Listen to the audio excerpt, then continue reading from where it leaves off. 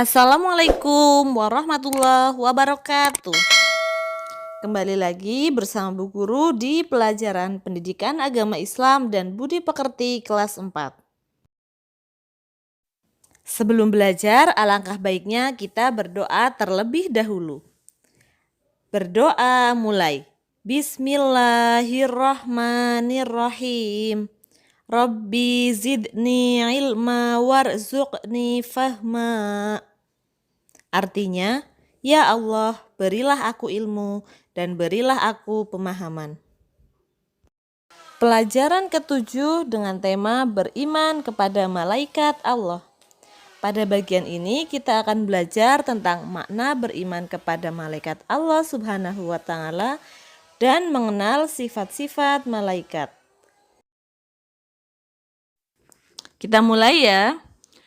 Nah, yang pertama kita akan belajar makna beriman kepada malaikat. Makhluk ciptaan Allah Subhanahu wa Ta'ala ada dua, yaitu makhluk nyata dan makhluk gaib. Apa makhluk nyata? Makhluk nyata adalah makhluk yang dapat dilihat menggunakan mata. Misalnya, manusia, hewan, tumbuhan, batu. Kemudian makhluk gaib adalah makhluk yang tidak terlihat. Misalnya malaikat, jin, dan setan. Beriman kepada malaikat merupakan rukun iman yang kedua, sesuai dengan firman Allah dalam Quran Surat Al-Baqarah ayat 285, yang bunyinya, Kullun amana billahi wa malaikatihi wa kutubihi wa rusulihi. Artinya, semua beriman kepada Allah, malaikatnya, kitab-kitabnya, dan rasul-rasulnya. Lalu, apa pengertian iman kepada malaikat? Iman artinya percaya dan yakin. Sedangkan malaikat artinya makhluk gaib yang diciptakan Allah dari nur atau cahaya dan selalu taat pada Allah Subhanahu wa Ta'ala.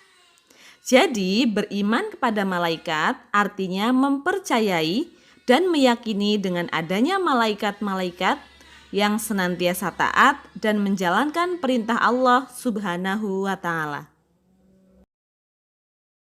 Setelah Allah Subhanahu wa Ta'ala menciptakan malaikat, maka Allah juga membekali malaikat dengan sifat-sifat antara lain: 1. Malaikat diciptakan dari nur atau cahaya. 2. Malaikat tidak makan dan minum. 3. Malaikat selalu taat pada Allah Subhanahu wa Ta'ala. 4. Malaikat tidak memiliki hawa nafsu. Nah, sholih dan sholihah, sekarang kerjakan soal berikut di buku tulis PAI-mu dengan tepat. Yang pertama, jelaskan pengertian malaikat. Yang kedua, malaikat termasuk makhluk gaib. Apa yang dimaksud makhluk gaib dan sebutkan contohnya.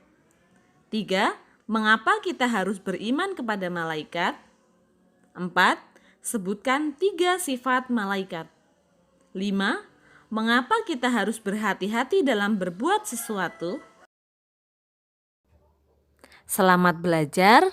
Semoga bermanfaat. Wassalamualaikum warahmatullahi wabarakatuh.